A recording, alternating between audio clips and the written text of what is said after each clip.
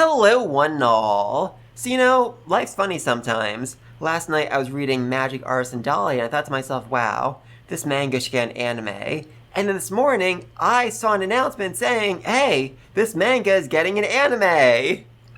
Huzzah! I may actually be a god. I'll worry about that later. Anyway, though, this series is a weird one.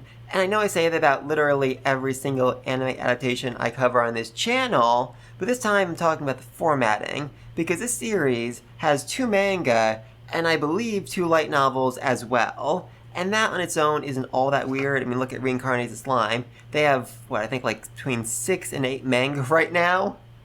Truly an insane amount. In fact, I think they just announced a cooking manga, which I definitely need to check out at some point. But no, this isn't like that. It's not like the 2 manga are telling wildly different stories, or from the point of view of 2 different characters. It is essentially the exact same story in both.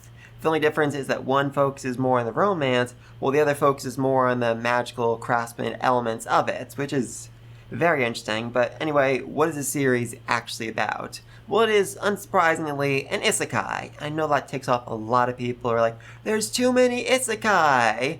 And I'm willing to agree, partly. It really irks me when there's an isekai that has no purpose in being an isekai. Like the character says, hey, I was born in a fantasy world. Let me never mention Japan again for the entire rest of this series. I mean, at that point, you're just being an isekai for the sake of being an isekai, but here it makes sense because Dahlia is a magic artisan, meaning she makes magical inventions, and she takes a lot of inspiration from the things she remembers back in Japan, like waterproof clothing or mini stoves, stuff like that. But anyway, though, because her father is a rather famous magic artisan, she basically grows up on the craft and becomes incredibly skilled by a young age, at which point her father shows up and says, hey, daughter, this dude over here, he's my new apprentice. Also, you have to marry him. And I know that comes off as, kind of awful, but this is sort of a medieval fantasy world where arranged marriages are very common. Anyway, though, then her father dies, very sad, and then on the day before their wedding, her fiance shows up and says, hey, listen, I met somebody else, and I kinda want to marry them instead of you. Oh my god, this man he's awful. He is just so overwhelmingly awful.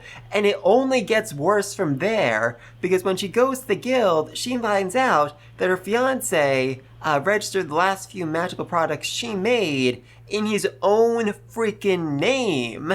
So he's trying to take credit for her own work, while also just constantly putting her down, forcing her to wear drab clothing, and just doing everything in his power to make sure that she didn't stand out at all, because he was just so overwhelmingly jealous of her talent, and was so annoyed that she never needed him. In fact, and this is a detail I love so much, on the Wikipedia page for this series, his new fiancé is described as, I quote, a moron with a heart of gold.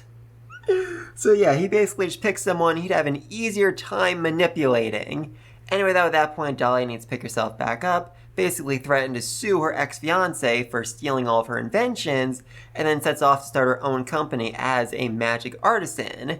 And then along the way, she ends up saving the life of a very handsome knight who's actually cursed to be too handsome. Seriously, if you look him in the eyes, you will fall in love with him. Wow. And that's been, a fairly common problem for him throughout his entire life, but his curse doesn't seem to affect Dahlia, so they become very fast friends. And like I said, one of the manga focuses more on romance, one of them focuses more on the magical artisan elements of it.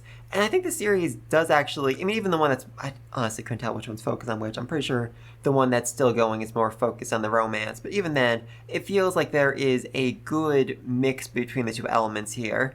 Yes, it's very clear there are feelings between them, but neither of them has really acknowledged it, and we are 27 chapters into the manga, and they have just now started holding hands. It is a very slow burn, and is more focused on their friendship, as they are both just very interested in heavy drinking and magic artisan elements, with Dahlia promising to build him a magical sword. Which he is just so overwhelmingly excited about. I freaking love it. Anyway, though, yeah, I would highly recommend keeping an eye out for this series. I'm not sure when it's going to be released, but it is going to be such a fun ride, and I cannot wait for it. Anyway, though, until next time, peace!